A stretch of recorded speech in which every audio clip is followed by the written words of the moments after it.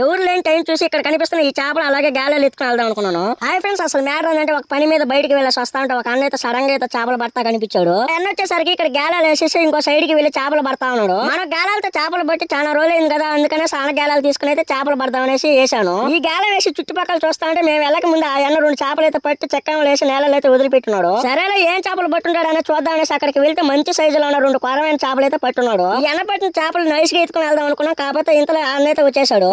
ఎక్కడున్న చేపలను అక్కడే పెట్టేసి డబ్బాలతో చేసుకుని గాలాలు కూడా అయితే తీసుకొచ్చాడు. ఇంకా కాయలతో కూడా అయితే ట్రై చేసాము. ఆ గాలం తీసుకుపోయి ఈడి అయితే తొంగలైతే వేసుకుని అదైతే ఇరుక్కుపోయింది. ఇంతలో నా పక్కన ఉన్న అన్న మళ్ళీ ఆ సైడ్ కి వెళ్ళి ఆడ ఒక గాలం అయితే వేసుకున్నాడు. అంటే అదైతే ఇరుక్కుపోయింది అనేసి అక్కడికైతే దిగాడు. చేప ఏమన్నా పడ్డాదని అడిగితే చేప ఏం పర్లేదు, గాలం ఇంకోసారి నీట్గా వేద్దాం అనేసి అయితే వెళ్ళానని చెప్పాడు. ఒక గాలంతో చేపలు పట్టాలంటే తణుకులాడుతూ అటముడిది అన్న వచ్చేసి 6 గాలాలు తీసుకుని వచ్చినాడు. తీసుకుని వచ్చిన 6 గాలాలు ఒక్క దగ్గర అయితే వేసి దజ్జాగైతే కూర్చోమన్నాడు. మనం ఉన్నంత సేపు ఒక చేప కూడా అయితే పర్లేదు, మనమైతే వచ్చేసాం. ఓకే ఫ్రెండ్స్, ఇలాంటి మరిన్ని వీడియోస్ కోసం మన ఛానల్ సబ్స్క్రైబ్ చేసుకోండి. Bye friends, bye.